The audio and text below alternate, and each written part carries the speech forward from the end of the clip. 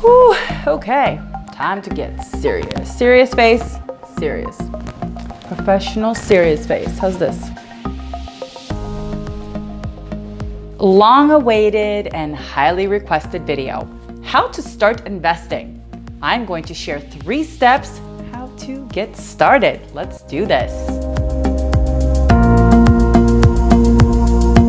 Taking control of your finances is more about behavior and not math. Even if you're only able to save a small amount, that's a great way to start. The point is that you make investment a habit, one you won't want to give up. Consistency over time is the key to building a healthy nest egg. Number 1, start investing in a 401k. If your company is offering a matching contribution in your 401k plan, go ahead and take advantage of that. That's free money. A 401k plan is an employer-sponsored savings plan. It allows workers to put a portion of their income towards that savings plan. And it's probably best to contribute what your employer is matching. For example, if your company is offering you a 4% match, go ahead and take advantage of the full amount. The contributions to your 401k plan are actually made through automatic payroll deduction. Using an automatic payroll deduction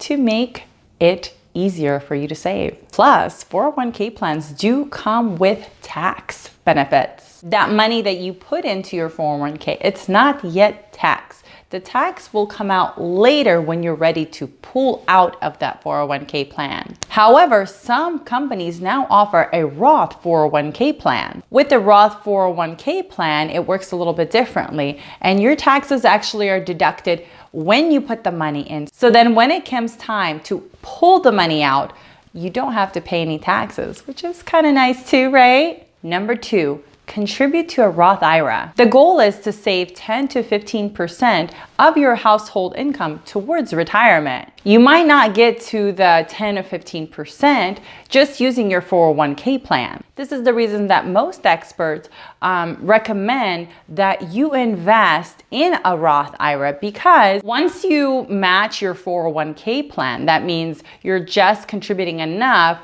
to cover the match that your employer gives you. There's still some room there to contribute to the max per year. What is a Roth IRA?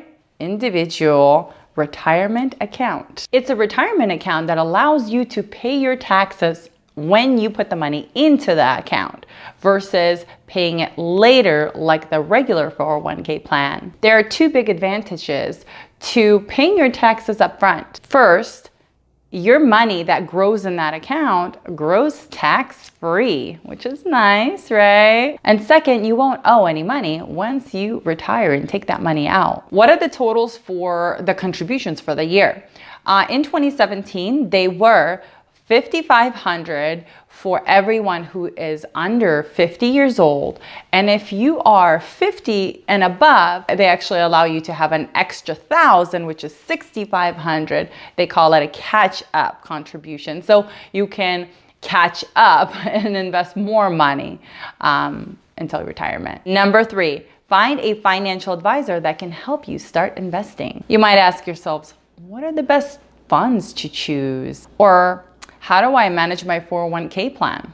Or do I need a Roth IRA? This is the reason why it's important to reach out to a financial advisor. An experienced professional can help you get started investing and also empower you with the knowledge and the options that you have to work with. The right financial advisor will educate you on investment choices so then you stay in the driver's seat. Empower you with the knowledge so that you can make the right educated choices that will work for you, and also provide you with the different options that you have. Commit to a long-term approach to investing. Dave Ramsey says, do not invest in anything you don't understand. No one cares about your future as much as you do. So it's in your best interest to take charge of your investment education. But sometimes you may need some help with translation, and that's where an investing expert comes in handy. The investing professional can help you sort through the lingo and determine if that mutual fund that you chose actually line up with your goals and what you're trying to achieve. Be clear about your goals to make sure that you and your professional